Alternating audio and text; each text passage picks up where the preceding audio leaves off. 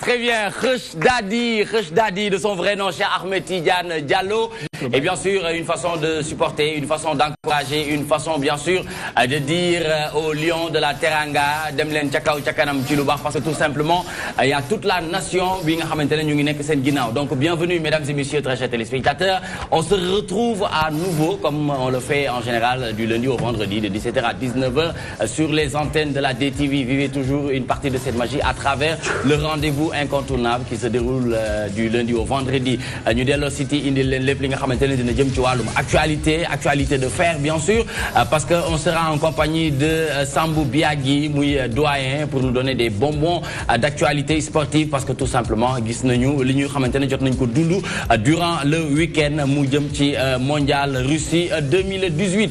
C'est vrai que li ñu dégg ni dal na xel mu jóge ci Khush Dadi muy ndaanaan di doomu Casamance, doomu réew mi mi waaye di def jéego yu am solo jëm ci entrepreneuriat tàmbale woon li nga xamante ne moom mooy mouvement hip hop en 95 3 ans plus tard mu taxawal li nga xamante ne mooy carrière solo waaye jamono ji ci wàllum entrepreneuriat mu ngi ciy liggéey bu mucc ay bu am solo ba ci li mujj muy le show bi nga xamante ne daf ko jagleeloon émergence foofu ca Casamance invité woon ci toute la jeunesse bien sûr ngir ñu ñëw ànd ak moom fédéré encore une fois parce que dañu ne Sénégal pays de la teranga un peuple un but une fois donc mu nekk lu am solo donc il yóbbu woon fa ay ndaanaan lu ci mel ni Dip Doundou Guiss defoon fa concert bu am solo yooyu yëpp on aura le temps d'en revenir tout à l'heure bien sûr avec Khush Dadi de son vrai nom Cheikh Ahmed Tidiane Diallo comme ni mu leen ko waxee woon Sambou Biagui mu ngi fii mais dinañ ànd ak Pape Ousmane Cissé pour nous présenter l'actualité politique et sociale ce soir Pape Ousmane Cissé nous amène un invité du nom de monsieur Siré Bayla Dia muy conseiller au cabinet du président au conseil des collectivités territoriales nekk responsable politique APR ci Matam di secrétaire général convergence banlieue et diaspora nekk cadre Air France ñu am yéene waxtaan ak moom lu jëm ci quand la transhumance affaiblit les lieutenants du président Macky Sall donc loolu la ñu am yéene waxtaan ak moom inchallah ci kanam tuuti dinañ ci addu actu high tech comme ni ñu koy tàmm di defee high tech comme tous les lundis mu ñëw indil ñu mëninam waaye comme dañuy nekk jamono ji jamonoy coupe du monde mu indil ñu ci actu bi la coupe du monde dans un stylo donc loolu moom dinañu ko leeralal ndax coupe du monde ci benn stylo moom dégg ko moom dina doy wax waaye moom buñ ci ànd ak moom Abdallah Ibrahim dinañ ci indil leeral chronique ñu jëm ci le social engineering engineering muy lu am solo loo xamante ne dina ci dellu si waat léegi inchallah ngir yaatal chronique actu à high tech Alaaji Sala Bigué Ndiaye l'ami du président de la République du Sénégal chéri neex borom nga xamante ne muy ndaanaan ku li fadrin macha allah doon imam sax léeg-léeg ndax jóge na ci doyen nekk imam ñu koy sargal bu baax a baax ci li nga xamante ne jot nañ ci génn ñu koy déwénati di ko baalu ax di ñaan borom bi xeebte dolli mu ànd ak sutura ànd ak wér ànd ak koom bu bëree ndax xam nga géwal moom dafay bëgg xaalis dafay bëgg xaalis te dafa war di yor xaalis donc looloo waral mu jóge woon ca Dantec ndax nee na xaalis boobu dafa yéexoon affaire weer bu dee moom géwal du ci dox très bien donc nii la ñuy ànd ak yéen di leen déwénati encore une fois di leen baalu ak di leen baal ndax vous êtes toujours nombreux à nous regarder et nous soutenir grâce à l'application DTV Sénégal ou bien le site internet www.dtv.sn ñu ngi ànd ak suñu partenaire sangatv.com nga xamante ne dafay bëri ay sénégalais yu ñu ciy bàyyi xel bu baax foofu ca Europe waaye di sargal ñi nga xamante ne ñu ngi Canada ak États-Unis li ñuy def léegi nii mooy ànd ak Khush Dadi ñu tàmbale parce que ubbi na yëf yi en beauté vive le Sénégal en tout cas vive le drapeau et puis lions yi ñu ngi seen ginnaaw mu nekk lu am solo laata ma ñëw ci yow léegi nii Khush Dadi ci tendance su li nga xamante ne mooy 2018 dañuy ànd ak Mbaye Sène ndax Mbaye Sène jamono ji mu ngi foofu ci Russie te ku ne xam na ne Sénégal dafay jouer suba inchallah ñu koy ñaanal ndam bu yaatu ci kanamu ñi nga xamante ne Pologne l'international administrateur Intersport na nga def. Nicolas Makhtar di nuyu waa Sénégal ñu ngi lay fay ñu woon rek nga wax ñu naka nga dundee foofu Russie pour la première fois nga dem ñuy waxu coupe du monde 2018 Sénégal naka football suba ñu bëggoon nga wax lum préparation ak le sélectionneur Aliou Cissé jamono ji nii ci la ñu toll. di wax ni tout à l'heure Aliou Cissé ñëwoon na ci li nga xamante moom mooy conférence de presse bi wax na naka la tàggatee xale yi. après stage vital bi match bu football contre Luxembourg. football ko équipe bi nga xamante ne mooy Croatie ak le dernier match à huis clos face à la Corée du Sud. am na tàggat na xale yi xam ne li nga xamante ne moom la war a préparer incertitude nag mu ngi wékku ci ki nga xamante ni moom mooy Cheikh Ahmadou Kara Mbodj. ndaxte blessure bi nga xamante ne moom la contracté woon ba tey beneen incertitude mu ngi nekk ci côté gardien de but ñu ngi naan Abdoulaye Diallo la wala Khadim Mbaye. waaw beneen incertitude bi aussi ci côté droit bi la. ndax Lamine Gassama wala ki nga xamante ni moom mooy Moussa Wadé.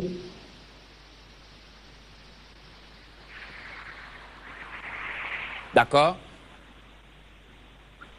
njàngat bi nga xamante ne bii Nicolas mën nañ ko def mooy bu ñu dégluwee entraîneur Pologne bi.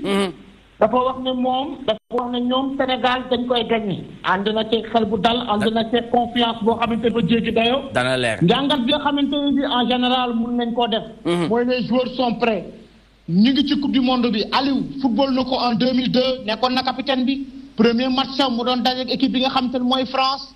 premier match am bu dajeek encore une autre équipe européenne donte standingu France bokkut ak standingu équipe yi nga xam te ne moom mooy Pologne waaye njàngat bi ñu mën a def en général mooy Aliou Cissé préparé na xale yi nar na wàcc ci compétition bi dem naa ba laaj ko en conférence de presse ne ko ndax du nekk pression pays africains yi jot a football perte muy Nigéria di Égypte di Tunisie. D'accord. di Égypte di Maroc di xaar Tunisie football tey mu ne loolu du benn pression bi mooy dinañ préparé wu football convenablement jéem a am li nga xam te ne mooy 3 points yi. D'accord. yaakaar na ko préparé na xale yi njort rafet na Nicolas Makhtar.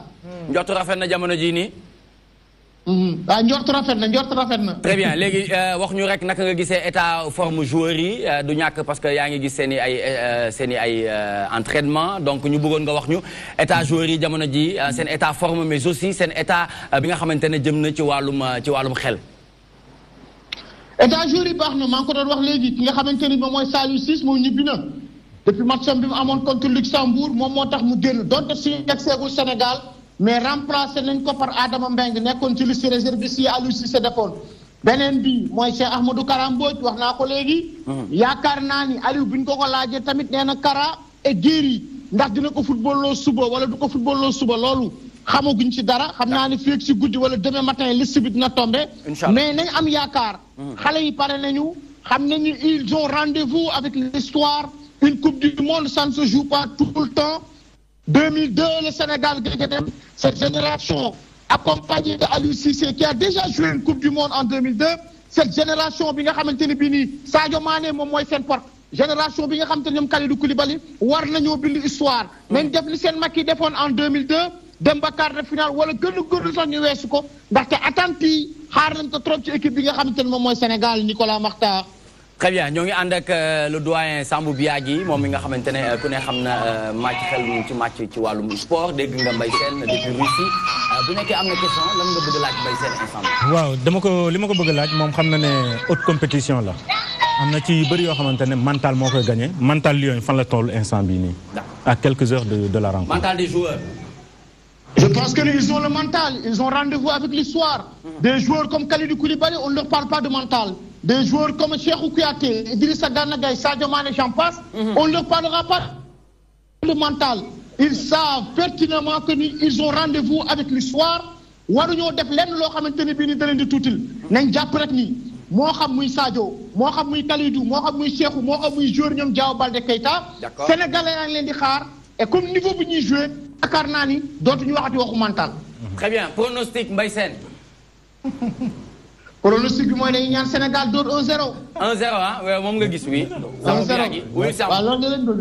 D'accord. waaw mais dafa am benn joueur boo xamante mooy Lewandowski est-ce que gars yi liggéey nañ ci loolu ci l'attaquant polonais parce qu'aujourd'hui beaucoup parlent de lui. nee na dafa xiif but. waaw nee na dafa xiif but yow sax wax fàttali nga léegi ci li mu wax est-ce que Aliou Cissé liggéey na ci loolu est-ce que la défense sénégalaise ñu ngi koy bàyyi xel. Lewandowski bi ñu laajee Aliou Cissé ndax am na plan anti Lewandowski dafa ne joué ak Lewandowski il joue avec un collectif mais société Pologne du Lewandowski rek am na Grosicki am na Grzegorz Krychowiak am na Błaszczykowski am na joueurs yoo xamante ne bii ce sont des joueurs de haut niveau ñi di seetaan championnat d'Allemagne wala championnat d'Italie di ngeen xam wala am na sax keneen ku nekkoon ren muy Grosicki kon ça prouve que ni du Lewandowski rek mooy danger bi Aliou travaillé na ak groupe am travaillé na ak ñi nga xamante ne bi yaakaar nañ ñu war nañ ko indi satisfaction le plan anti Lewandowski dañ koy dindi même cette question posé nañ ko coach bi nga xamante ne mooy coach Pologne bi nee nañ ko est-ce que am nga plan Sadio Mané lan la wax dafa ne certes Sadio Mané mooy meilleur élément Sénégal mais bu ñu fàtte ni Sénégal bokkul ak Nigéria te football contre Croatie nañ jàpp ni Sénégal danger la ñoom nu ñu leen di craindre noonu la ñi nga xamante ne bii di équipe Pologne bi di craindre Sénégal nañ dem rek yaakaar naa ni suba ak jàmm incha allah. ba su arbitre sifflé. match bi yuuxu dina jub fu ñu ko foogeewul. yuuxu dina jub fu ñu ko foogeewul mais Mbaye Sène ñu bëggoon la laaj pour la dernière question entrée wu les Africains ci mondial Russie 2018 bi ñu gis ñoom ñëpp pratiquement ba ci Tunisie bi war a jouer ci kanam incha allah daanaka seen entrée demeewul noonu ñi nga xamante ne noonu lañ ko doon xaaree. xam nga su ma dégloo yenn observateurs yi di wax ne Nigéria. Surprise de mu perte Égypte surprise de mu perte Maroc surprise de perte même nu Maroc laay jàpp ni mënoon naa bañ a perte matcham. waaye Nigéria kañ la gëj a dem coupe du monde te kan la dajeel Nigéria mu nga dajeeg équipe bi nga xam te mooy Uruguay. Uruguay 2010 ils étaient demi-finalistes te Uruguay ay joueurs yu mag la am ku weddi laa jël Suarez ku weddi laa jël Juan Fran ku weddi laa jël ki nga xamante ne bii ni moom mooy Edinson Cavani. nga dem ci Croatie le milieu de terrain de la Croatie. C'est Luka Modric. Il a joué récemment une finale de Ligue des Champions. C'est un joueur de haut niveau. Et équipe bi nga xamante ni moom mooy Égypte xam nga suñ ko CD7 moom ak Nigéria gëj nañu li nga xamante ne moom mooy compétition africaine gëj nañu li nga xamante ne moom mooy coupe du monde kon suñu xasee ba yegg si fii nañ jàpp ni. en tout cas Nigéria était méconnaissable ñu perte si diggante Uruguay. du surprise suñ perdre contre Uruguay. du surprise suñ perdre ak équipe bi nga xamante ne bii moom mooy Croatie. ndaxte ñooñu ils ont de très grands joueurs des joueurs de classe mondiale. donte commencé nañ na compétition bi baaxul ci ñoom. lu ñu war a defarluwaat mooy jéem a créer quelque chose de nouveau pour seen deuxième match ñu indi leneen.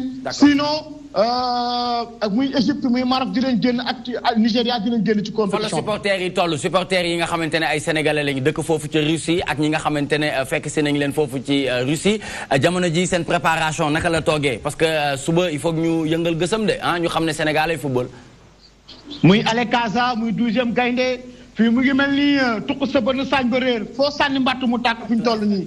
muy sénégalais yi ñoom ñëpp ñëw nañ massivement. Ale Casa ñëw nañ ak seen ay trompette ñëw nañ ak seen ay cin ñëw nañ ak seen ay bool 12e gaynde ñëw nañ ak seen cool mbëng tungu ne ndeer gorongo babas fii mel na ni tuq sa bën saañ ba réer.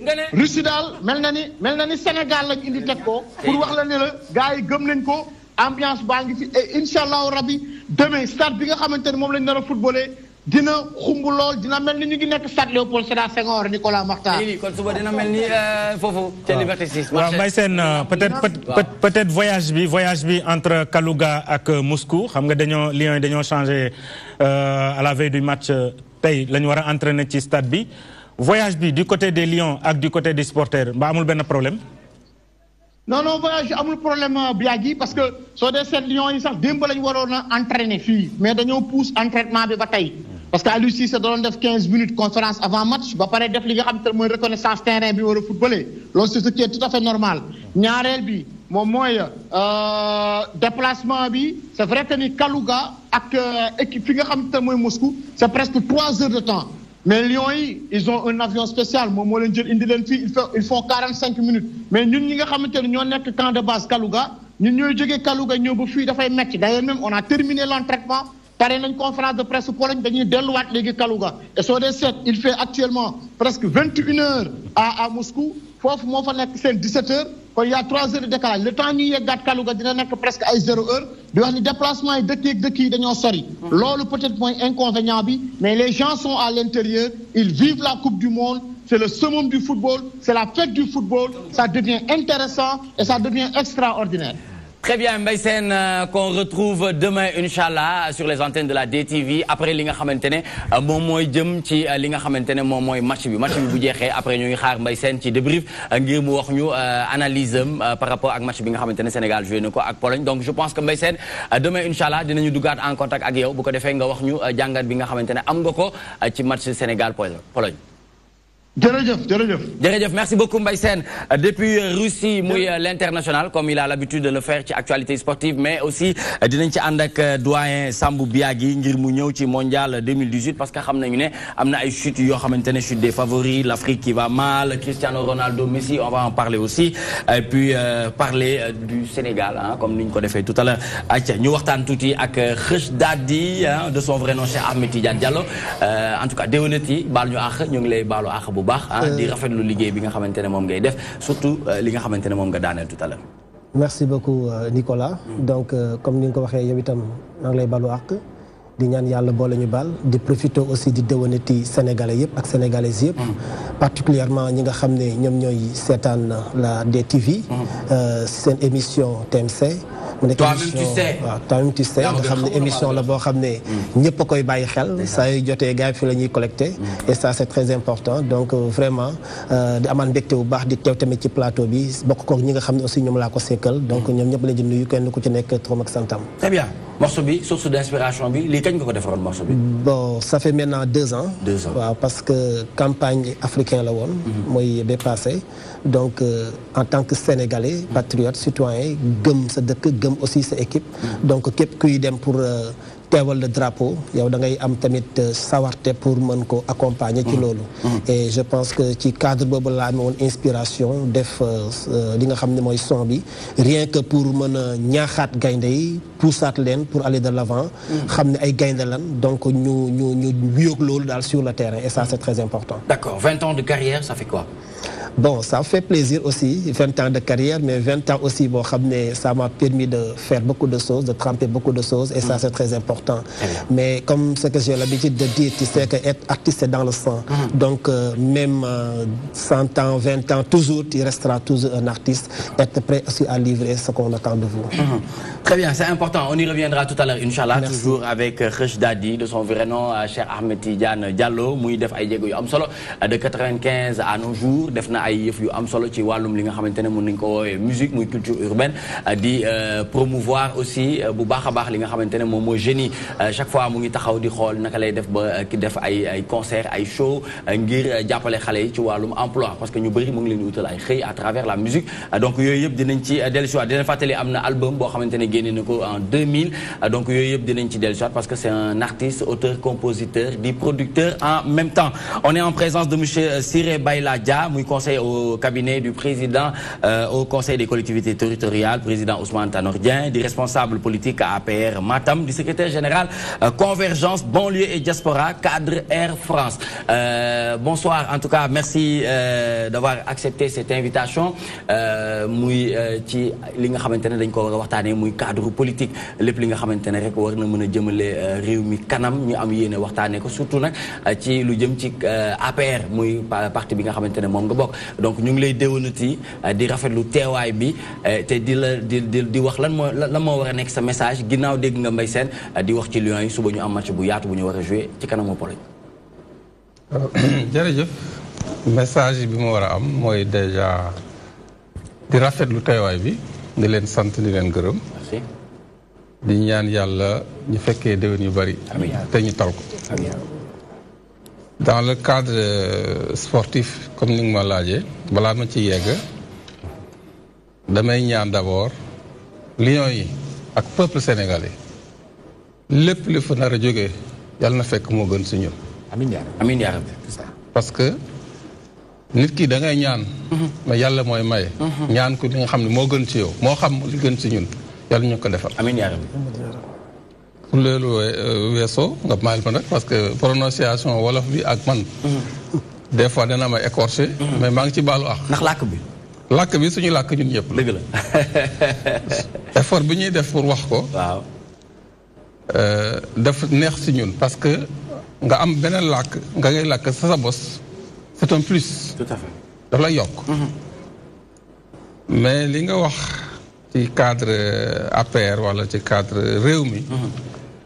wax dëgg yàlla ñun su doon suñu sago réew mi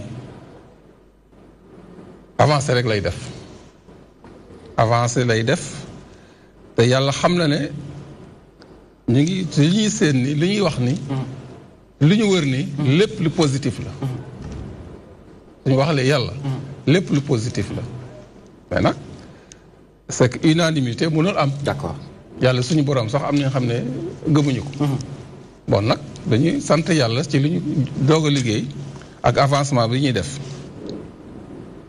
Lions yi mbokk ñoom ay jàmbaar ñi xam ne dañu leen yónnee ci xare. combattant soo ko yónnee ci xare. waaw. da nga koy ñaanal wér.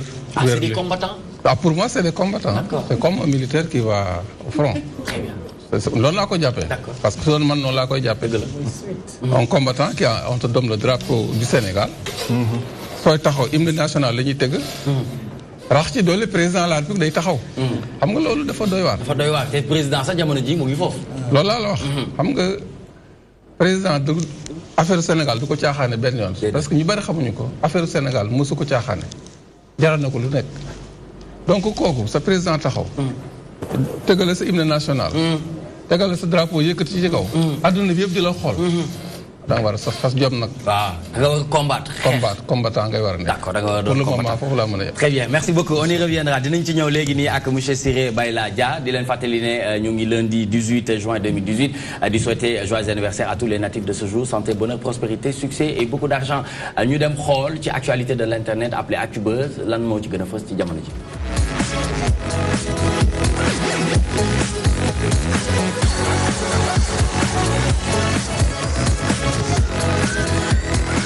Très bien, si on se réfère à yerimpost.com, le meurtre d'Alassane Diallo, du nom du Sénégalais tué en Italie, samedi dernier, fait réagir le gouvernement dans un communiqué rendu public. Le ministre des Affaires étrangères et des Sénégalais de l'extérieur annonçait que les autorités suivent de très près le dossier, non sans exiger du gouvernement italien une meilleure protection des Sénégalais vivant sur son territoire. Le gouvernement condamne vigoureusement cet acte malgré l'arrestation du présumé meurtrier et demande aux autorités italiennes de prendre toutes les mesures nécessaires pour la protection des Sénégalais sur son territoire. Note le document.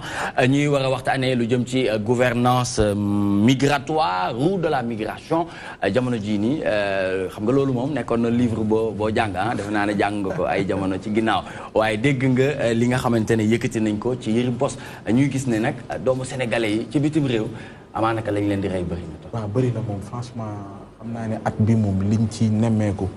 ci ay doomu Sénégal ñu rey ci bitim réew du rek Italie Espagne nga jël États-Unis ak yeneen réew exactement man lu gàtt rek laa wax Nicolas gis nga baax na de comme gouvernement bi saa yu doomu Sénégal kii ñu condamné ko mais man dama ne yi ko jiitu te ñu condamné fan lañ mujj yi ko jiitu c'est un problème ça c'est un problème en fait il m'a marché sur la langue quoi parce que lu ñu yàgg dénoncé la lu ñu yàq naqaru la parce que dañuy seetlu benn étranger fi nga xamante ni peut-être occidentaux la mu décédé fii Sénégal wala beneen dëkk da ngay gis ñoom seen ministre dafay déplacé wu dem foofu ak seeni ambassadeur xam nga ministre moo coiffé ambassadeur si tu te rappelles am na benn fusillade bu amoon Tunisie ci benn plage pourtant ay britannique la ñu woon gouvernement britannique yëpp dañoo déplacé woon di Tunisie fëgg sur la table gars yi règle ko une bonne fois pour toutes mu dem mais au Sénégal chaque fois on tue les Sénégalais comme des mouches comme des moustiques personne ne parle communiqué la ñuy teg communiqué fajul dara après 2-3 jours nga dégg rayaat nañ keneen ñu defaat communiqué ñu rayaat keneen du mujj fenn fibre patriotique bi diplomate war a am ñun suñu diplomate sénégalais amuñu ko da ngay dem consulat yi nekk à l'étranger pour am ay këyit sax tu souffres et pourtant tey ji américain bu amee problème ñu nar koo rey au Sénégal lu muy njëkk a def mooy day daw ambassade am toog foofu boo ko police jàppee lu muy njëkk a def mooy day woo ambassade am ñu ñëw traité ko comme il se doit donc fibre patriotique boobu ngir yàlla ak rasul yi suñu diplomate dañoo def 2 ans wala xam nga la moo ko indi parce que pour nekk diplomate dafa am foo war a jaar da nga war a def formation diplomatie mais fii dañuy fal nit ñi par le plaisir ñu jël koo xamante ni dafa politique ñu jël ko def ko diplomate kooku mënul am éthique mënul am déontologie bu koy permettre mu traiter ay doomu réewam comme il se doit c'est ça le problème dossier bi très bien donc monsieur Dia dégg nga ñuy waxtaanee ci wàllu migration bi ñuy laajte politique bi nga xamante ne Sénégal mu ngi koy jëmal ci wàllu boobu noonu est-ce que nasaxol parce que dañ ciy gis doomu réew mi yu bëri yuy faatu te amaanaka duñ ci am feedback buy dal xel bi tax loolu wàññeeku wala mu bañati am parce que ñu ngi gis ne ndaw mi informaticien la woon yàggoon ci dëkk bi doon jubal teg ko ci yoon ba ñuy wax ne nag tey kii ñi nga xamante ne jot nañ ko arrêté ñu ngi naan est-ce que moom employeur am la donc am nañ jafe-jafe yoo xamante ne jot nañ ko am est-ce qu'il est pas temps aussi ñu xoolaat suñu politique ci wàllu migration bi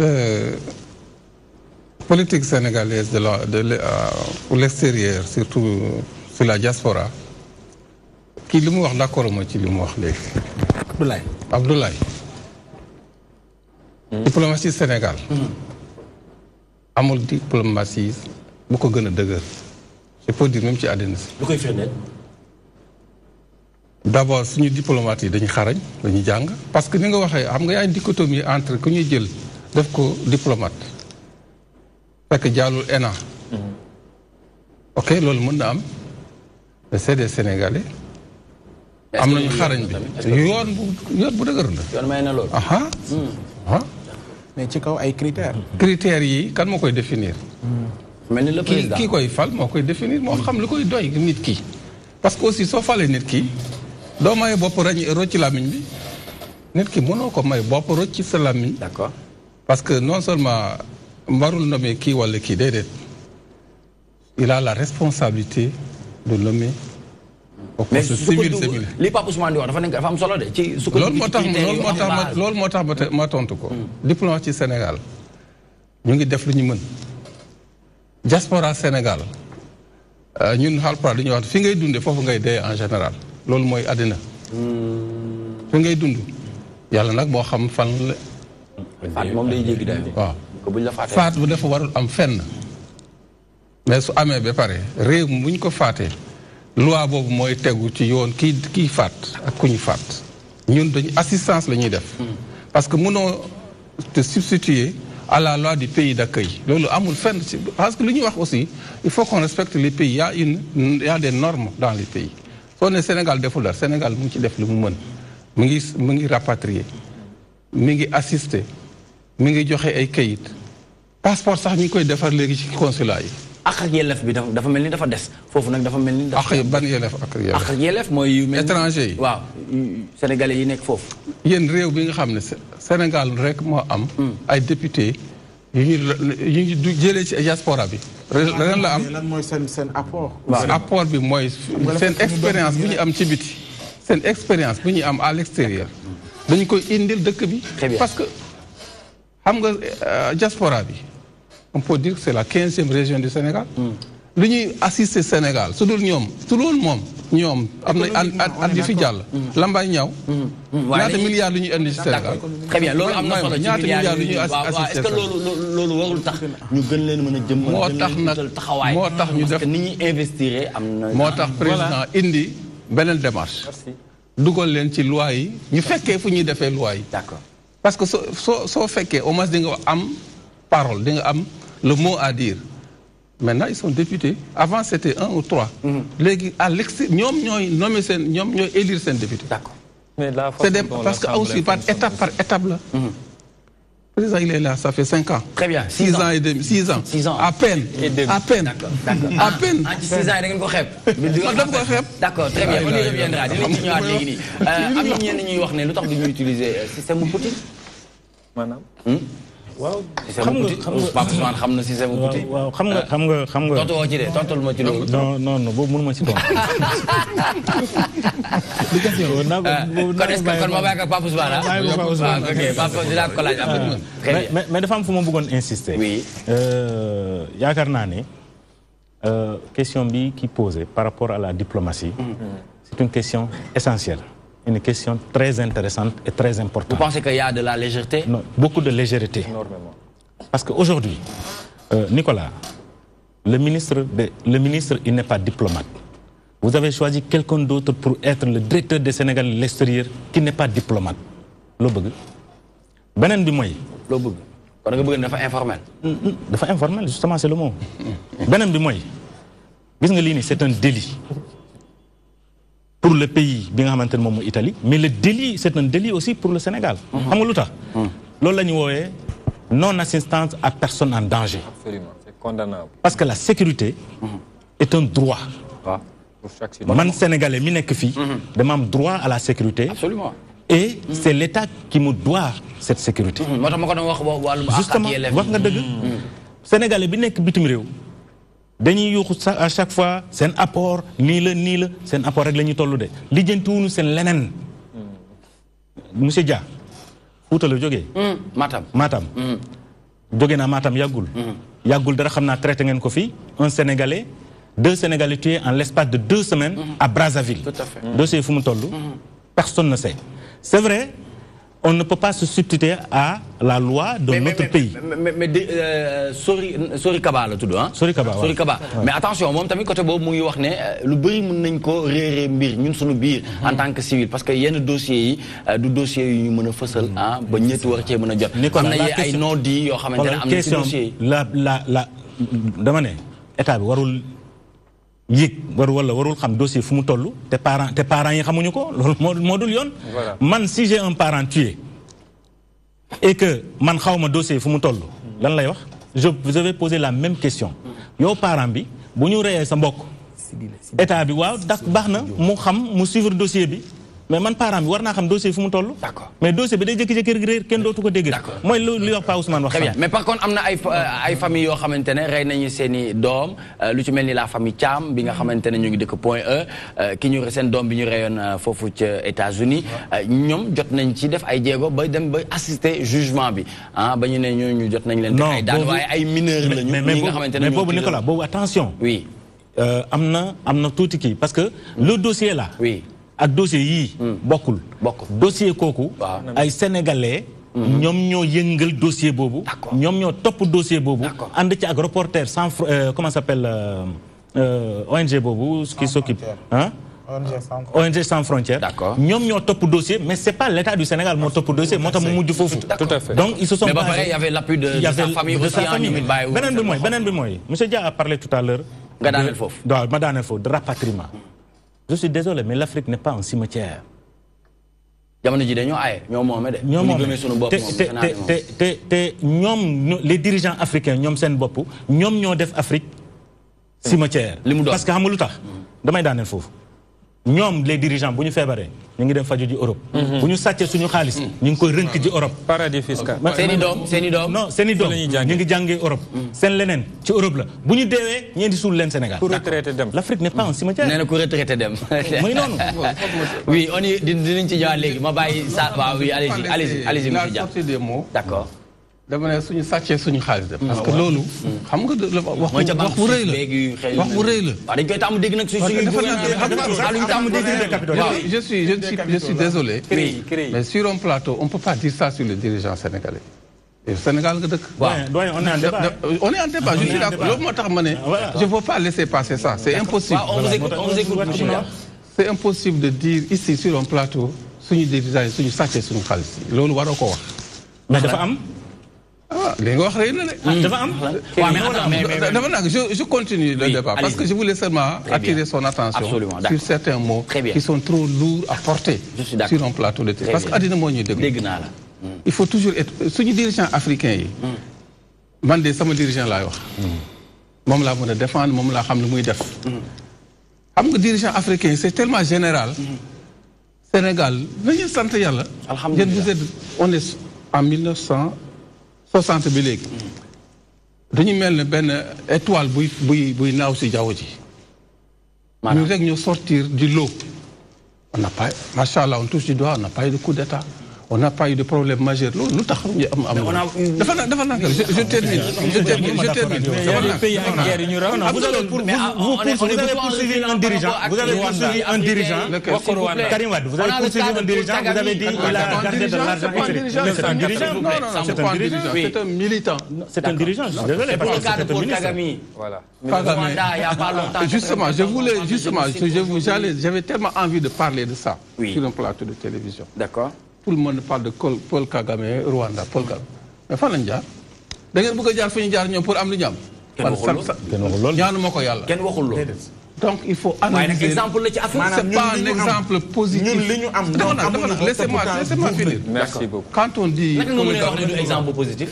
je vais m'exprimer. c'est pas parce que les rues sont propres. c'est pas parce que. c'est important. Les jeunes travaillent. Laissez-moi terminer. Moi, je sais débattre.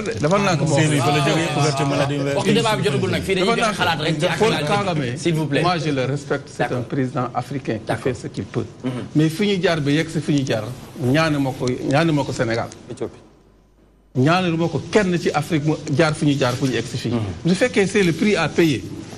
Subhanallah bëgguma fay prix boobu. On va suivre notre chemin tranquillement pour arriver à ce qu'il est arrivé sans passer par où il est arrivé. loolu la war a ñaan yàlla ñun suñu fu ñu nekk nii mooy que ñu sauvegarder suñu paix bi. ñu sauvegarder suñu indépendance ñu sauvegarder suñu acquis yi pour au lieu de regarder tout ce qui est négatif autour de nous di ko xëcc mais il faut poser ce qui est positif ngeen xëcc loolu. Je ne dis pas qu'il est mauvais, non. Mais fini jaar ñoom man je ne souhaite pas au Sénégal de passer par là. Merci beaucoup monsieur Dia. Alaaji Sala dégg nga li nga xamante ne ñu ngi koy yëkkati jëm ci Italie beneen doomu bu ñu faat ñuy gis ne rek boobu doomu sénégalais moom ci bitim réew dafa mel ni yomb na lool. waaw di ko masaw rek di wax ni inna lillahi wa inna ilayhi rajiun di ko jaale ay mbokkam di ko jaale ñun ñëpp ñun sénégalais yëpp metteeti na encore laay wax mais dafa mel ni Sénégal léegi dee gi bitim réew sax moo gën a yomb ko dee ci biir réew mi parce que sénégalais bi aussi il est parmi les sénégalais ci liggéeyam ñu ni ak associé am waaye xaw ma associé am la xaw ma employeur am la woon ci ay cas yu mel noonu ci lañ ko faate jabaram sa il paraît dégg naa italienne la moom moo woo ay mbokkam fii ni leen rey nañu waa ji effectivement bi ñu demee dañu fekk ñu dóor ko bal waaw mais pourquoi loolu parce que loolu mooy suñu problème lu tax muy répété wu di répété wu di répété wu di répété wu yow bu fekkee da nga dem Italie de marchand ambulant dan lay rey ci mbedd mi nga yore si oto di dawal nekk ci feu rouge bi ñu dóor la bal nga dubbi si société toog di liggéey associé ak tubaab bi ñu rey la mais lu tax man waxuma ko ci demin amaanaka voilà man waxuma taxawaay bi waxuma loolu mais pourquoi rey pourquoi sénégalais da dul nit wala nit ku ñuul dadul nit wala tubaab bi dañuy conseil di nit comme nit wala lan tourner la page c'est ça mon problème bu saa naa leen fi benn bi wax heure boo gisee nit ku ñuul ci kanamu tubaab intérêt tubaab bala kese waaw tubaab mënul bëgg nit ku ñuul dëgg la absolument loolu d'abord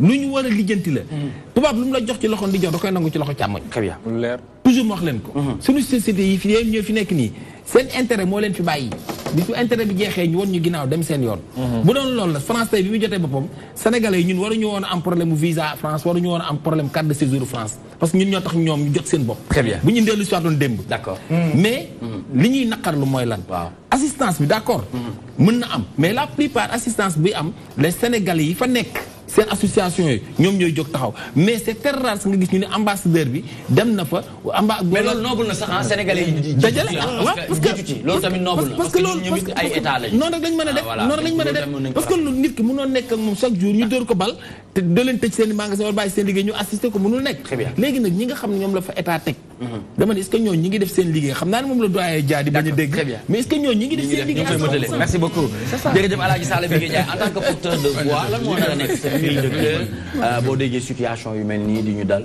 ñun doomu sénégalais ci à l'extérieur bon tout d'abord boo déggee réaction des uns et des autres ci plateau bi pour man war na permettre état bi def ce qu'on appelle reprise de conscience c'est-à-dire lépp lu mu doon def benn pour protéger ñu nekk à l'extérieur yokk ko parce que olof moo léeb na lu ne fàng kenn du ko jeex dafa nekk fee boo xam ne dafa nekk fee bu am nit ci teg ci seen bët mais encore une fois damay gis ne malgré danger yooyu yëpp dem à l'extérieur ba tey fii jeunesse bi ñu nekk fii ci Sénégal ñoom dañu jàpp ni gisuñu lu dul génn réew mi dem bitim réew donc il est important loolu désespoir la désespoir la et loolu baaxul moo tax man à chaque fois dama ciy mettre focus pour montrer ni encore une fois c'est pas parce que il faut aller à l'étranger pour la nga war a am nga am ko wala nga tekki man j'en suis fier bien sûr et j'ai l'habitude de le dire te fa ma toog dama koy wax tout ce que j'ai actuellement je l'ai eu ici au niveau du Sénégal. Non mais yow sax dafay jege mais boo xoolee ci président de la République du Sénégal rek un pur produit du Sénégal léppam fii la donc loolu tamit baax na ñu koy parce que lu muy jaral chance boobu aussi du ñëpp ko am waaw du ñëpp ko am lu muy waaye liggéey rek am solo c'est-à-dire fi may waxee mooy ñu bëri tey ñi ngi fii quoi qu'on dise di xeeb yenn yi fii ci réew mi te bu ñu demee bitim réew loolee li ñu xeeb fii moom la ñu fay def mais attention loolu tamit ñu ngi koy wax nee nañu tamit boo demee Paris boo demee France ñii di bale mbedd yi du ñu ay français ay sénégalais ay ak yeneen i kii donc loolu moom dëkk bu ne moom am na loolu loolu tamit il faut ñu bàyyi ci xel parce que tamit li ñuy wax loolu dafa bëri te du ñu bàyyi xel ne am na leneen lu muy joué ci suuf comme lan par exemple mooy comme li ma lay wax nii c'est-à-dire pour nga gis un sénégalais 100% bu la baleel plateau bu dëkk plateau non dafay. sans complexe quoi. sans complexe. voilà donc moom laay wax ni donc complexe boobu foog ñu génnee ko. très bien bu ñu bëggee aller très loin encore une fois. jërëjëf ñu ngi ànd ak monsieur Dia moom mi nga xamante ne mu ngi bàyyeekoo foofu ca France parce que secrétaire général convergence banlieue ak diaspora la di cadre Air France donc moom it dinañu waxtaan ak moom lu jëm ci li nga xamante ne rek soxal na askan bi fu mu toll nii nag li ñuy tàmbalee Papa Ousmane muy session débat bi day jëm ci quand la transhumance affaiblit les lieutenants du président Sall ma bëggoon rek balaa ñuy dem ci affaiblir boobu noonu parce que gis nañu ku ne di génn taxaw ci arñi génn nañ jam yi de jam yi génn 6 ans au pouvoir 6 ans à la tête du Sénégal waaw bu la neexee ba tey à peine mën nañ ko tuddee noonu dama bëggoon ñu def bilan boo doon def bilan lan nga ma mën a wax loo xamante ne amaana que satisfaire na la mu am leneen loo xamante ne gisoo ci sa bopp ci ni nga xamante ne noonu lañ ko doxee. waaw yaa ngi may indil problème la. déedéet du ma la indil problème. si si déedéet. bilan président Macky Sall su ma ko defee sa émission bi day jeex. déet mais mën nga ñu junj rek. ñu wax ci lu yem rek. waaw. kon mën naa la jeex. waxal ñu lu yem rek. ana loo ci d'accord. non li ma ana loo ci d'accord. ci wàllum justice ci wàllum social benn point laay jël. oui vous êtes salarié. man. macha allah alhamdulilah. alhamdulilah rabbil alamin. bu mu ñëwee yow la jëkk a yokkal. ci impôt bi. ah fa ànd xaalis bi. yaa def nga sa poche. ci gafa gi waaw. waaw léegi nag lan nga bëgg. léegi loolu du yokkute. bu nekk benn lay commencé. waaw d'accord. tam nag. on appauvrit les entreprises. Pendant ce temps, où sont les champions nationaux? C'est des vases communicants. Mais attention, s'il vous plaît. Monsieur Dia, s'il vous plaît. 30 secondes, s'il vous plaît. Nga ne? ma ne wàññilu la. lu tax wàññilu ma. dund bi est-ce que dafa wàññeeku. non ci impôt bi la ñuy wax waaw moom wàllum ci salaire bi la doon wax. ñu yokk dund bi dafay dellu si waat ba tey. ah kon la nga économiser la nga économiser ci bi ah day mel ni comme alaaji li mu wax. système de tubaab bi la mu la joxee nii moom koy séddu fii. voilà système de compense. xam nga yow kii muy wax li nu ne fan kenn du ko mim. déedéet kenn du ko jeex. boobu moom. 1 but à 0 la. 1 but à 0 la. waaw oui. ah kon yaay Sénégal maay Pologne ba tey. boobu dugal naa benn. waaw. loolu mooy président Macky Sall. D'accord. Pendant ce temps, on appauvrit les entreprises. déedéet. dinaa la tontu su ma ñëwee rek nga d'accord. muy 2-0. ah bon. ah oui. ay ca Sénégal. sa location fu mu toll. ah. kii doon location. fexe nañu au moins si bëgg a wàññi. tey la bëgg na. man dama ko doon def Pologne def sama bopp Sénégal. fexe ñun dañ ko doon song de. ndax ñu baax gaaw. mais bu waxee location nekkul location loolu moo tax. monsieur Biagui. nekkul location. monsieur alhamdulilah rabbil alamin. kon moo tax yow mënoo ko yëg ñun location lañu. xam nga lu tax nekkuma location. waaw. yàlla dafa def ma nekk ci benn entreprise. 82. 80. 82. 82 dañu xalaat fu ñu war a def. man Fouta laa jógee. temps Abdou Diouf. dafa nànk rek Abdou Diouf mooy mu 1 franc. un an après quoi. 81 82. Fouta laa jógee bu mu ñëwee fii en tant que jeune. nekk étudiant kërti ba am liggéey. may fay location des fois sax ñu bëgg maa génne. waaye lii moom mënul wéy foog mu am fu mu dëkk fekk maa ko moom wax sama bopp. loolu laa fexe. ñu ne nañu def coopérative suñu xaalis. coopérative. jënd terrain. 3 hectares ci la ñuy fii. jamono yi wute na. 3 hectares 66 millions. dañ koy nee nañu paa yi ci jënd loolu yenn terrain yëpp ñu naan état bi boobu ñaari junni yu xonq yi dafa naan. léegi 3 boobu 3 hectares 66 millions léegi benn terrain 66 millions lay def. adduna day dox na fii tam na. fii du àjjana de fii Sénégal. laay wax nga dëgg fii du àjjana na ngeen war a doxal adduna bi yaa ngi 2-0. 2 man tey maa ko dóor.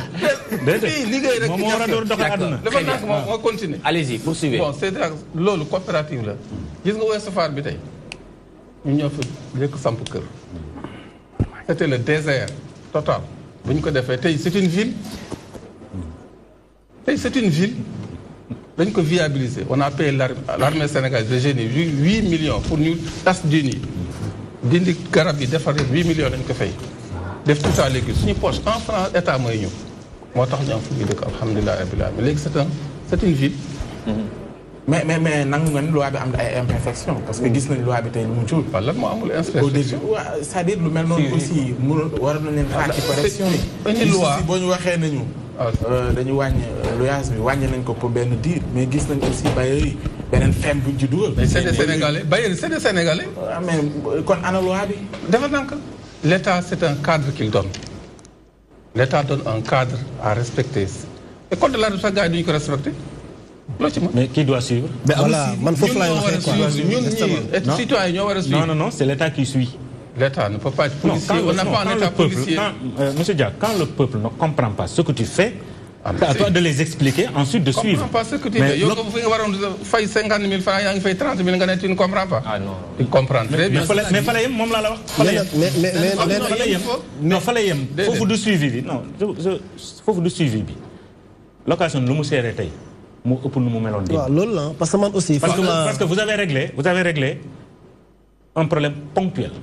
Sur le papier. Pas dans la durée, mais ponctuel. C'est-à-dire, at bi, réglé nañ ko ñu nekk ci location. réglé nañ ko mais ñii ñëw réglé wu leen ko. dëgg la am na ñu génnee sax. On va parler de la politique d'habitat du Sénégal. Donc vous avez tout ce qui est projet habitat actuellement au Sénégal. maa ngi leen di souhaiter yéen ñi travailleurs am salaire alhamdulilah rabbil alamin ngeen intégré système yooyu. parce que loolu rek mooy tax a salarié am kër. cash kenn mënu ko génnee en tant que salarié. dañu waxante dëgg. location rek moo la vente moo tax ngay am. ak yenn dëbal yi. comme salaire am nga salaire état bi jox na ay entreprise tabax na ay kër. tout le monde aussi ne peut pas habiter dans le même ci même surface bi ñii dem Tivaouane Peulh ñii dem Keur Massar ñii dem ça s'étale dans le temps et dans la durée loolu mooy dëkk waay. ceeb bu cher diwlin bu cher leneen cher. est-ce que di nga tal wut kër. ban ceeb moo cher. non léegi nañu àggal nañ dem ci.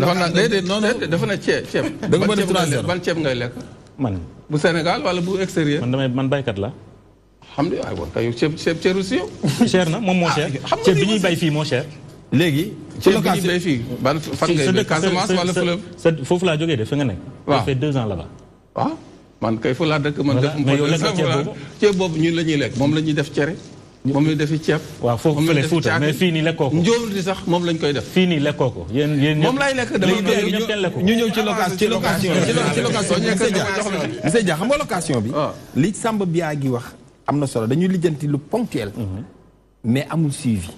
xam nga manque de suivi mooy lan sama benn rek kër gi mu dëkk parce que des fois nit ñi aussi ci ñàkk xam seen droit dina tax bailleurs yi def seen kaw lu leen neex booy bi ñu wàññee location bi booy bi daf doon fay 60 000 bi ñu wàññee location booy bi di fay 42 000 quelque ñu dawal 3 mois waa agence bi ñu jox kër gi ñëw ci kër gi ni leen léegi affaire bi dañu ko yokkaat ne dañ koy yokkaat mais booy bi comme moom xam na ay droit am mun leen dama daan fay 60 000 te musu leen maa wax affaire bi dañ koy wàññi mais loi moo ma jox ak sama gouvernement ma jox sama état ñoo ma jox ni ma wàññi tant que sama état néewu ma yokkaat nañu du ma yokkaat ñu yéegante cee gars yi yéegee xam nga gars yi lu ñu ko waa agence bi bon yow léegi xam nga nu mu demee mais bu renseigné waa kër gi dara dafa am lu état cëru état dafa am loo xam ci citoyen bi la. dafa ci citoyen bi foofu la war bu ñu créé cadre bi comme ni ñu ko waxee. ñoom ñu fexe nag jëmmal cadre bi. léegi nag deful loolu. léegi nag normalement au ministère de l'habitat peut-être ñoom ñoo waroon a di suivre affaire bi. maanaam ñoom ñoo waroon a topp nit ñi ndax location yi nit ñi ñi ngi koy teg ci yoon ndax bailleurs yi ñi tabax seen kër yi di louer est-ce que ñi ngi bàyyi ci locataires yi ñu nekk ci seen jàmm wala ñi ngi leen di bundu xataal mais nag ñoo xam ne dañu leen di bundu xataal ba ñu génn ñu louer ko ñeneen yokkaat location bi c'est ça foofu la ñu war a wax voilà ñu dem ci jamono ji nii transhumance yi yaa ngi leen di accueillir à bras ouverts. ban jàngat nga ci am est-ce que par exemple li ñuy wooyee ñooñu noonu di ñëw di leen wuyu si ñu leen wooyee transhumants yi jàpp nga ni ñoom ñëpp dañu leen war a ubbi loxo ci lu ñu jëm ci 2019 bi. comme ni ko waxee sànq question bu difficile la ci man pour man transhumance dafa am war méthode. méthode la war transhumance nga ni méthode. waaw soo ma déglu di nga comprendre léegi. transhumance mooy ki jógee ci fu mu nekkoon di fekk ci actuellement APR. jóge ci wow dem ci tooy tooy. non bon schématiquement. noonu lañ ko waxee mais. Mangani. en fait c'est un peu trivial soo ko waxee noonu. mais en fait sénégalais dafa xarañ ci wax. c'est tous des poètes en fait. waaw boo demee ci dictionnaire bi loolu la lay wax de. waaw mais. moi j'aurais dit que dafa am méthode. dafa am méthode bi lan la. méthode bi mooy lan.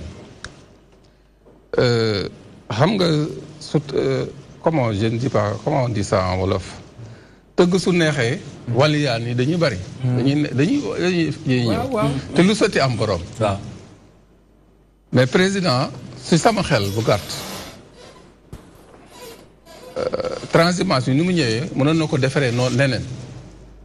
mënoon na ko accueillir d'une autre façon avec une méthode. naka. je vous explique moi j'ai appliqué ça dans ma commune. bi ñu gagné ba pare. ñu ceux qui étaient en face de nous.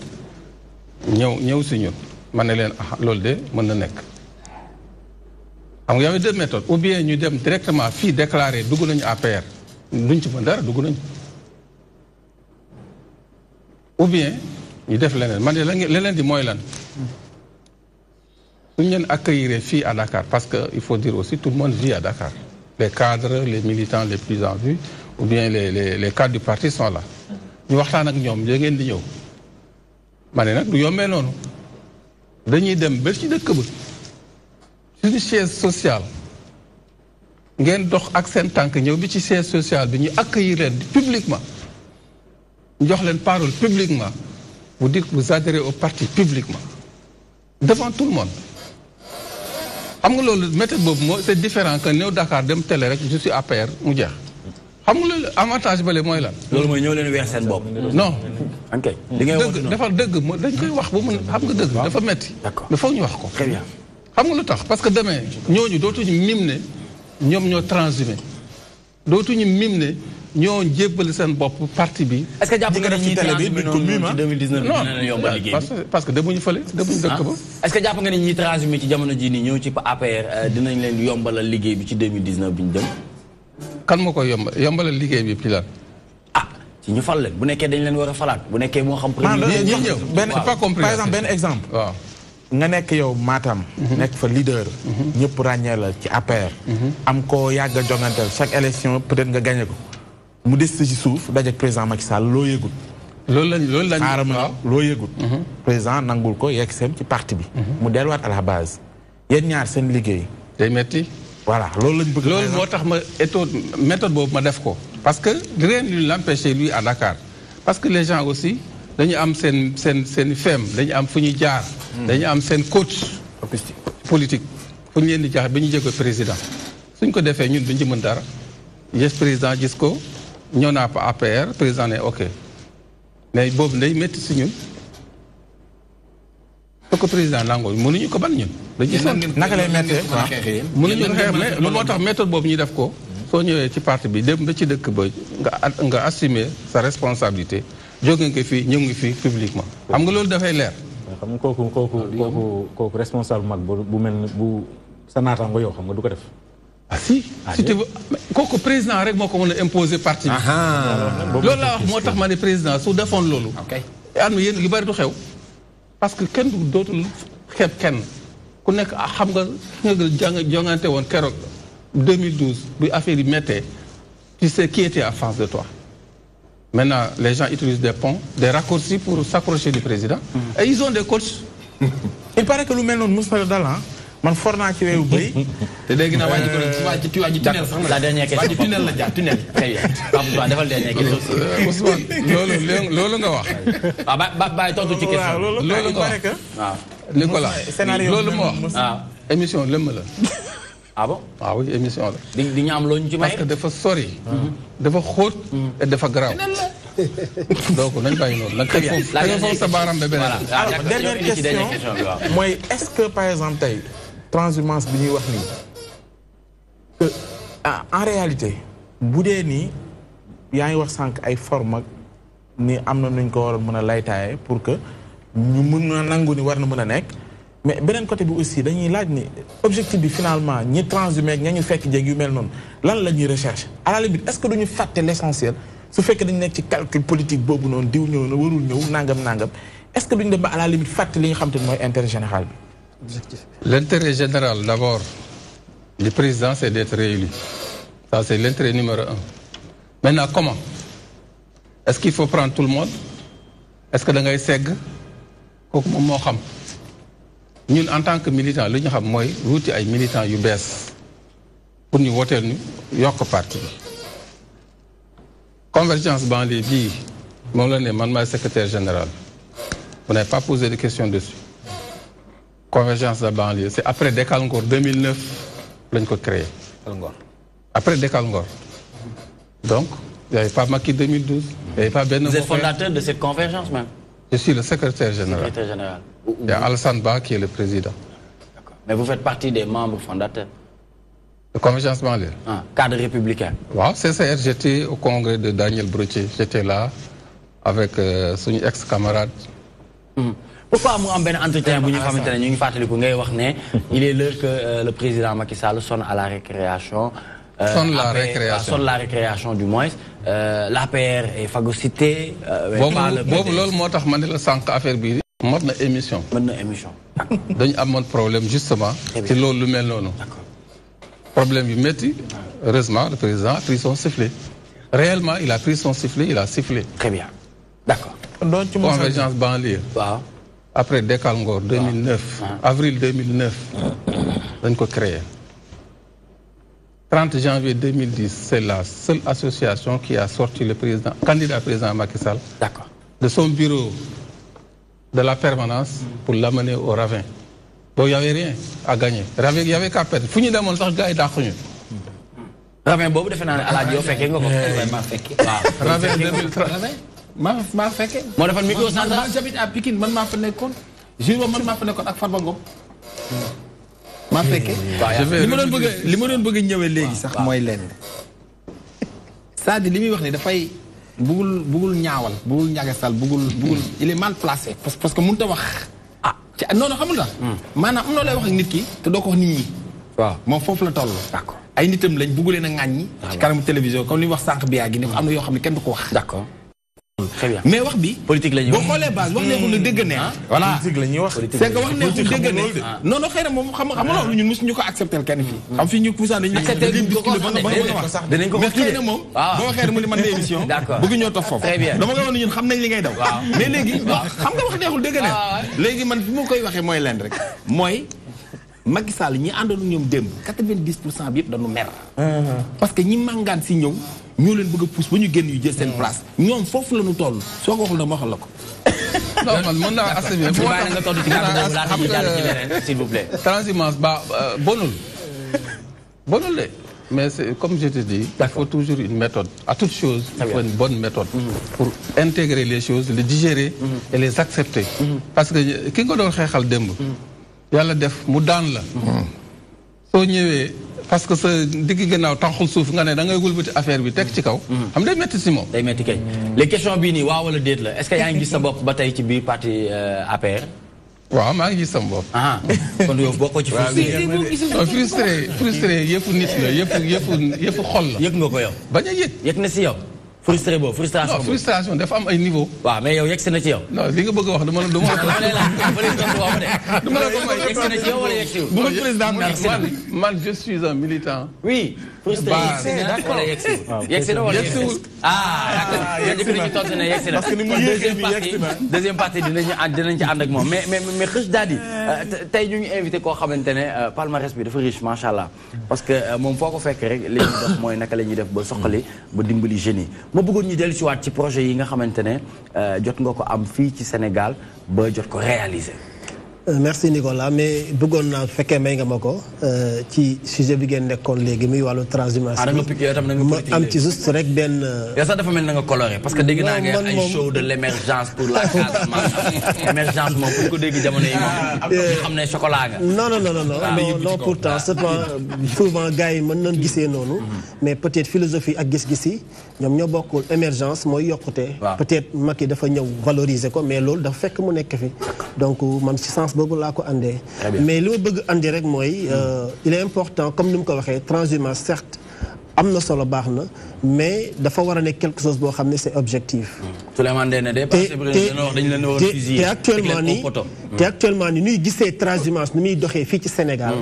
dafa am différence ak loolu. ça c'est un. la deuxième aussi président Macky macha allah war na def lecture ci li nga xam ne moom moo fi weesu. parce que aussi bu ñu jàpp na rek. accueillir ay transhumance rek ñooy tax fa nga toog doo fa jóg. bu doon loolu la Wade du fi jóg. kon il faut que yooyu yëpp mu def ci ba nga xam ne même bu fekkee tam day accueillir mu xool ci ban anam lay accueillir. très bien ñu dem ci projet yi. par rapport à ça aussi comme ni nga ko waxee certes waaw bon sant yàlla. parce que comme ni nga ko xamee man comme li mu koy faral di waxee. oto bi muy dawal oto bi yëpp suuf. kon xam nga oto bi di ñànd na kon xam nga ne waa ji tax na ci. waaw mais macha allah parce que nag pour vous dire vrai Dieu a fait que man je suis pas politicien. d'accord. musuma am aussi carte benn parti. mais patriote la citoyen la. benn bi mooy acteur de développement la parce que à bas âge dama teel a intégré ci ay mouvements associatifs mais aussi teel a intégré ci ay ONG comme ENDA bi nga xam jotoon naa fa liggéey. nekk fa animateur de projet di accompagner les femmes sur la formation des transformation des fruits et légumes céréales locales. donc bi ma intégré aussi ci business bi nga xam ne tey moom laay évoluer ñu koy wax marketing direct mais distribution direct nga xam ne à l'époque kenn gëmu ko woon. parce que jàppoon nañ ne voilà vente directe. jàppoon nañ ne tey jël sa saak di dugg ci kër complexe la. wala jàkkaarloo nit man ma jël ko d'une manière. ñu soof nag. waaw mi ngi noonu te pourtant voilà mais xam nga su loo gis. vous allez bien est-ce que vous avez bien dormi. voilà mais c'est normal aussi parce que. loolu dafa am diplomatie comprendre balaa ñu la comprendre sàcc lañ lay teg. waaw ñu dikki ñu waaye kii bi rek yéen rek dóor ci suuf. c'est ça donc pour vous dire que li ngay wax ni dafa am parce que ñun yooyu yëpp dugg nañ ko. dëgg la dugg nañ ci kër à l'époque ñu dàq ñu. dugg nañ ci kër sax ñu jaawal ñoo ko sàcc. dugg nañ ci kër sax ñu mbéj ñu mais tout ça on le prenait d'une manière très positive. C'était ici au niveau de Wakam.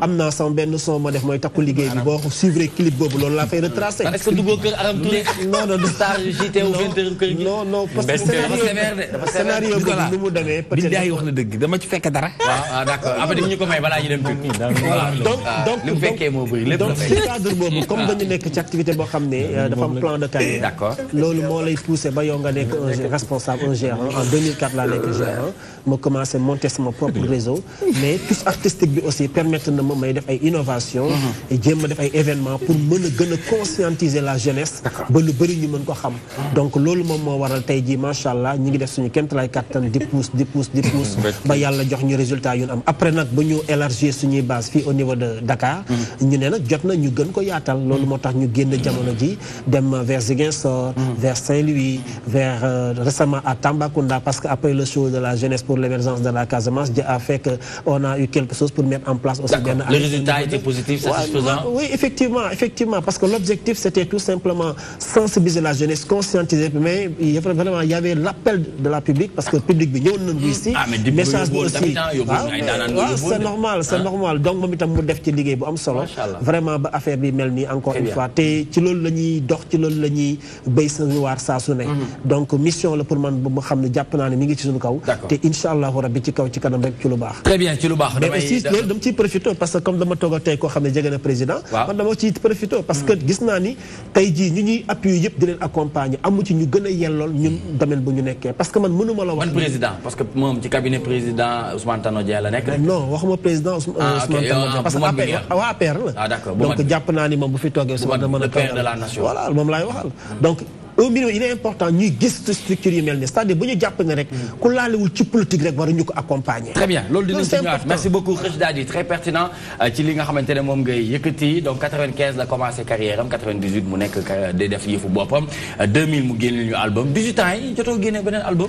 bon non 18 ans yi génnaatuma beneen album génnewaat naa beneen single. mais là je m'apprête aussi à sortir un album inch'Allah boo xam ne album international sax. composé de combien de titres. 8 titres inch'Allah voilà. très bien loolu dinañ ci dellusiwaat léegi Alaaji Sall am na leen lu ñu bëgg may ci vente directe bi nga xamante ne man dama ko miin lool liggéey ko ak ay opérateur ci réew mi voilà donc ma tàggat ci ay xale yu bëri donc mais damay jàpp ne rek loo gis am na stratégie. avant ma ñëw ci vente sax waaye daf ma yoreel bor. ah bon Serigne Modou ñaata na ko fi làmb ñoo ko def direct. kii teg naa ko sama plateau. Kheuch Dadi boobu da nga ma ko nëbb de. daf la ko nëbb moom du def dara kii li ma ko xamal kii li ma ko xamal lépp dafa bëri. damay génn Casamance ñu daje may dugg moom muy génn. waaw mais ku baax la. ku baax la aussi nit ku généreux la. d'accord parce que xam nga ñun bu ñuy def plateau. bu ñu tuddee nit làmb ki ñu koy tuddee parrain bi dañuy wax li mu def ni mu mel. waaw dañ leen di yeb vraiment nit ku baax la. parce que keroog gis naa aussi bi ñu ko tegee ci plateau bi. ñëw na wax na lu rafet et puis li ko ñor mooy jàppale jeunesse bi. mais fi may ñëwee ci affaire kii. xam nga booy jaay promotion yi. booy bi dafa dër quoi. léegi nag dafa dër dugg ci kër gi. léegi mu duggee nuyoo commencé di jël temps. léegi benn waay bu ivre nekk ci kër gi. waaj moom. comme ay affaire am ba waaye ñëw na fekk waay mu ne ko waaye léegi ngaa ko ngepp yenn rek dóor ci suuf. dóor waa ji dóor yoo xam ni léegi moo tax bi mu ne mbéj nañ ñu man leen man dama ci fekkee non je t'assure. c'est ça dóor waa ji dóor yoo xam ni moom léegi avant muy ñuy comprendre ni kii affaire promotion lay kii. waa ji escanté na ko. te waa ji moom ci néeg bi la génn rek ak sortam dóor ay mbaaloom ba kii rek ñëw yem ci action bi yéen waa ji rek dóor ci suuf xam nga moo tax ma ne ko liggéey boobu du ñëpp ko mën a du ñëpp ko mën parce que dugg ci kër aussi parce que loolu ñu leen jàngal marketing la dugg ci kër fexe ba séduire waa kër gi fexe ba ñu jënd loolu du liggéey bu ndaw dëgg la non du liggéey bu ndaw liggéey bu mag la liggéey bu am solo la très bien merci beaucoup Alaaji Sall bi Guédiawaye dafa may fàttali bi mu ne dë sama xel dem ci waa ji nekkoon ci bi car rapide bi bëggoon wax pour ñu fëggal ko waaw mooy fë léegi bi muy wax fë nit ñi jaar ci fenêtre benn maire bi dee nit ñi jaar ci fenêtre bi ñu parce que pour ñoom car rapide baa ngi jël feu waaw ñu jël feu mais gis nga bu paree ba mu ne fëggal ma fekk loolu gis nga musiba boobu waaw musiba rek très bien donc